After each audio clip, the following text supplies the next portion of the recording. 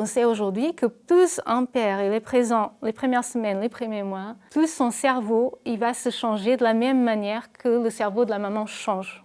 Et donc ça veut dire un lien d'attachement par rapport au bébé qui va être beaucoup plus fort. Je m'appelle Susanna, je suis la créatrice du podcast Gardien de la naissance autour de la paternité. Bonjour Susanna. Bonjour. Donc toi tu accompagnes aujourd'hui les couples, tu proposes du coaching pour les futurs papas. Et donc tu as gentiment accepté de nous donner 5 conseils concrets pour les hommes qui s'apprêtent à devenir pères. Le premier de ces conseils est plutôt original puisque tu nous conseilles de lire une BD. Oui. Alors avant d'arriver sur le premier conseil, j'aimerais juste revenir sur le mot conseil, parce qu'en tant que futur parent, jeune parent, on reçoit beaucoup trop de conseils. Mon premier conseil, d'ailleurs, ce serait n'écoutez pas les conseils. Chaque bébé est un bébé, chaque couple de parents est un couple de parents, et on a une intuition. On a une intuition qui est là et qui devrait être écoutée en priorité. Toujours écouter d'abord son intuition pour trouver aussi la réponse pour soi. Et il n'y a pas de réponse valable pour tout le monde. Ce n'est pas parce qu'une personne a déjà 3 enfants ou qui a fait 3 ans de formation sur le sommeil des nourrissons qu'elle va avoir la réponse qui est bonne pour nous. Donc il y a cette histoire d'intuition qui est importante. Et donc ma première suggestion, un conseil, ce serait oui, de lire la BD La naissance de Lucille Gomez, parce que je trouve que c'est l'astuce la plus simple et la plus efficace. C'est une BD qui est hyper ludique, qui est même drôle, on rigole avec, et qui permet d'appréhender la grossesse et l'accouchement d'une autre manière, d'une manière beaucoup plus concrète, mais aussi agréable. Et du coup, moi je pense que quand on lit cette BD, après notre vision des choses change drastiquement et on est prêt à se préparer. On a posé la base. Tu disais que ton mari s'en souvient encore. Oui, ça fait 5 ans qu'il a lu et parfois il nous sort des expressions de la BD parce qu'il s'en souvient encore et parce qu'on peut même les appliquer à la vie en général. La BD par exemple parle beaucoup d'enlever les lunettes de la peur pour accoucher de manière sereine.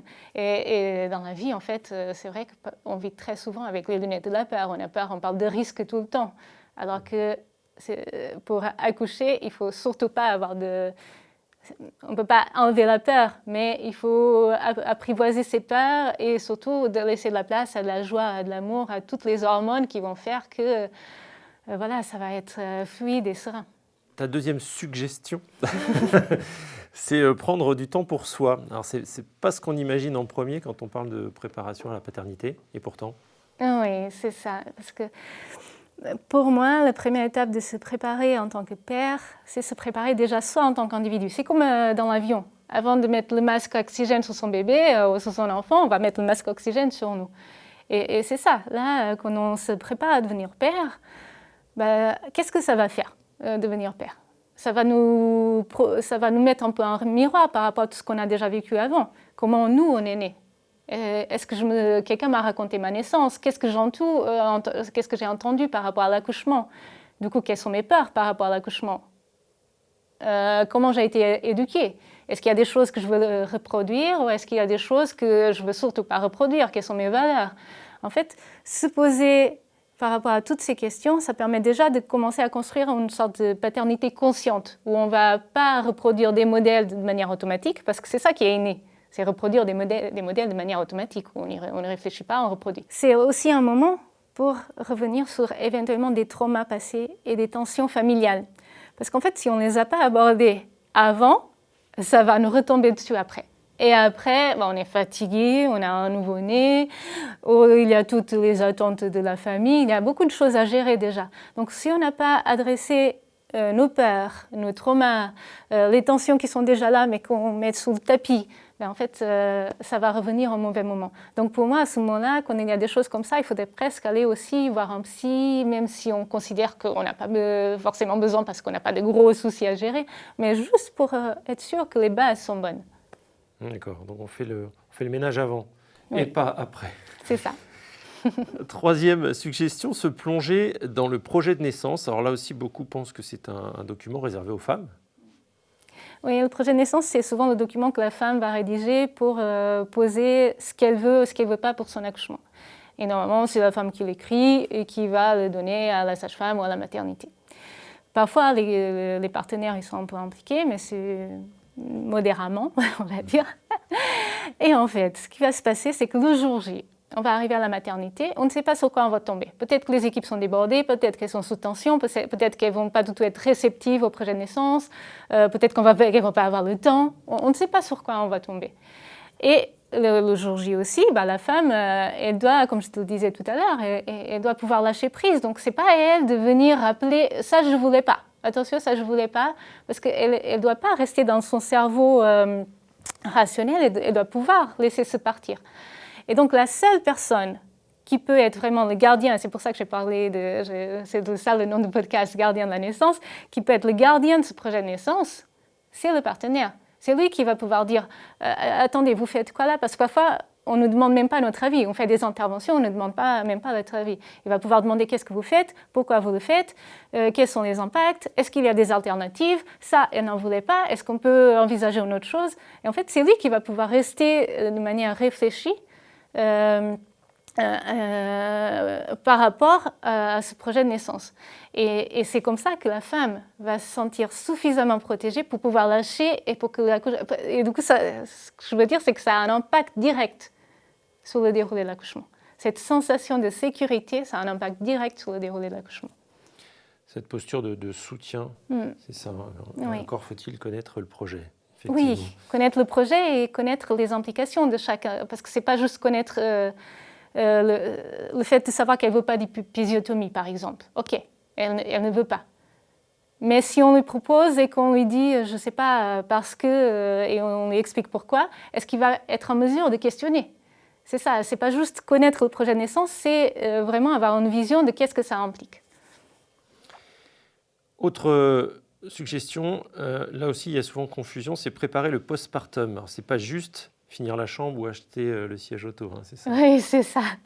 Parce que parfois, quand on parle de préparation, on va dire « Ah, la chambre n'est pas finie ». Mais en fait, ce n'est pas ça. C'est les premiers jours, on vit au rythme d'un bébé. Donc peut-être qu'on va dormir le jour, on dort quand on peut. Et c'est très bien, c'est des moments beaux. Si on n'est pas pris par le quotidien, c'est même hyper agréable en fait de se déconnecter du temps et de vivre au rythme de ce nouvel être qui est là. Donc, ce n'est pas préparer la chambre, c'est est-ce qu'on va avoir assez de soutien? Quel soutien on a déjà là? Est-ce qu'on a de la famille proche? Est-ce qu'ils vont venir? Est-ce qu'ils vont venir pour nous aider ou juste pour voir le bébé? C'est une bonne question à poser en amont. Si de toute façon, ils n'envisagent pas trop, en tout cas, ce n'est pas des personnes qui sont à l'aise avec le fait de venir apporter un coup de main, parce que ça peut arriver. On peut avoir de la famille qui n'est pas à l'aise avec le fait de faire la vaisselle chez toi, ou passer un coup de serpillière. Qu'est-ce que j'ai comme solution? Est-ce que je peux prendre une prestation de ménage une fois par semaine? Est-ce que je peux me faire livrer des courses à domicile? Est-ce que je peux avoir même des repas qui sont livrés à domicile? Est-ce qu'on remplit le congélateur?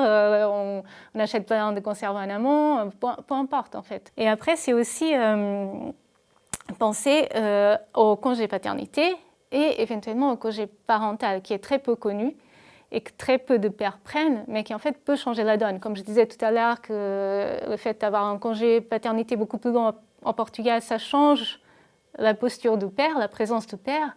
En fait, on peut le faire en France aussi, c'est juste qu'il y a très peu de pères qui le connaissent, ce mécanisme, qui peuvent aussi le faire, parce que c'est vrai que c'est un choix financier aussi, hein. C'est très mal rémunéré. Mais en fait, on sait aujourd'hui que plus un père il est présent les premières semaines, les premiers mois, plus son cerveau il va se changer de la même manière que le cerveau de la maman change. Et donc, ça veut dire un lien d'attachement par rapport au bébé qui va être beaucoup plus fort. Ça veut dire que ce n'est pas juste « j'entends bébé pleurer, je fais la checklist, est-ce que c'est parce qu'il a faim, est-ce que c'est parce qu'il a la couche sale ?» Non, c'est « il pleure, je sais pourquoi ». Les mamans sont capables de faire parce qu'elles passent tout le temps avec leur bébé, et les papas, ils peuvent le faire aussi s'ils passent autant de temps. C'est prouvé scientifiquement. Donc, ce n'est pas juste un luxe, c'est vraiment les bases de la construction d'une famille. C'est ses premières semaines, ses premiers mois. Donc, préparer le postpartum, pour moi, c'est ça. Et ça veut dire moins de risques de séparation par la suite. Oui, c'est ça aussi. Alors, ta dernière suggestion m'a surpris. Je ne crois pas connaître de papas qui ont en tout cas qui sont passés par là. Mais pour le coup, ça interpelle et c'est hyper intéressant. Ce que tu dis, c'est de prendre le cordon dans ses mains plutôt que de le couper. Oui. Alors, pourquoi c'est important? Alors ça, c'est quelque chose que j'ai entendu cet été. J'ai fait une formation avec une sage-femme qui travaille beaucoup sur le cordon et le placenta, voilà, et elle en a parlé et je trouvais ça génial parce qu'effectivement aujourd'hui ce qu'on va proposer au père comme rôle à la maternité, c'est de couper le cordon. Mais derrière la symbolique, elle est quand même un peu bizarre, c'est le père qui sépare le bébé de sa maman. Ok, peut-être que certains pères voudront le faire, ok, je ne juge pas, c'est juste se questionner par rapport à la symbolique. Est-ce que nous, on veut être la personne qui sépare le bébé de sa maman? Est-ce que nous, on veut être la personne qui va faire la première blessure sur son bébé? Parce que c'est couper le cordon, c'est quand même, on coupe une partie de corps. Et à la base, ce qu'elle suggérait au père de faire, je trouve ça génial, c'est quand on nous propose de couper le cordon, on prend le cordon dans la main et on le sent. Et en fait, souvent, ce qu'on va sentir, c'est qu'il bat encore. Il est encore vivant. Et là, les pères, ils sont plus capables de couper le cordon. Et c'est très facile de dire au médecin, non, mais là, c'est pas encore le moment, il bat encore, donc personne ne le coupe. Et tant qu'il est dans la main, bah déjà, c'est beau. C'est beau, c'est hyper émouvant. Mais tant qu'il est dans la main, personne ne va le couper, en fait. Mais là, tu parles de quelques secondes, enfin, ça se compte ça en se minutes. Sent, en fait. Ça peut oui, ça se compte en minutes. minutes. J'ai 2 ados à la maison, mais c'est loin. Oui, ça on a vraiment ce temps-là, on a le temps. Oui, on a le temps. Mais jamais ça nous est proposé, ça. Ben non, de tenir le cordon, non. On va le proposer de couper, mais tenir le cordon, non. Et en fait, moi, je trouve que ça change la donne. Et ça, même je trouve que symboliquement, dans la rentrée de la paternité, c'est magnifique. Moi, je n'ai pas été celui qui a séparé la maman de son bébé, c'est celui qui a tenu l'espace par rapport au corps de son bébé, qui a protégé l'intégrité du bébé. Parce que si le cordon basse, qu'est-ce que ça veut dire? Ça veut dire qu'il est encore en train de recevoir plein de choses qui sont stockées dans le placenta, notamment du fer, qui vont l'aider dans sa santé plus tard. On voit même des impacts sur le long terme, sur la santé des enfants. Donc c'est celui qui a protégé l'intégrité du bébé. Et je trouve ça magnifique, en fait, comme rentrer dans la paternité. Moi, je trouve ça beau. Donc, je le conseille à tous les papas. Si vous pouvez, vous y allez. En fait, vous n'avez même pas besoin de demander d'autorisation. C'est ça aussi. Il y a un papa qui me disait, pour le premier accouchement, la péridurale, on m'a demandé de sortir de la chambre. Je suis sortie. Pour le dernier, ben non, hors de question. Moi, je reste là avec ma femme. Je ne sors pas et personne ne peut m'obliger. Et donc, c'est ça aussi, le fait de se préparer, d'être plus dans sa posture de père. C'est non, mais c'est mon bébé, je prends le cordon dans la main. Et qui peut m'en empêcher? Bon, encore faut-il pouvoir le faire, effectivement. Parce qu'il y a beaucoup de papas qui tournent un peu de l'œil aussi de temps en temps. Peut-être. Mais s'ils le peuvent, moi, je leur souhaite. Vraiment.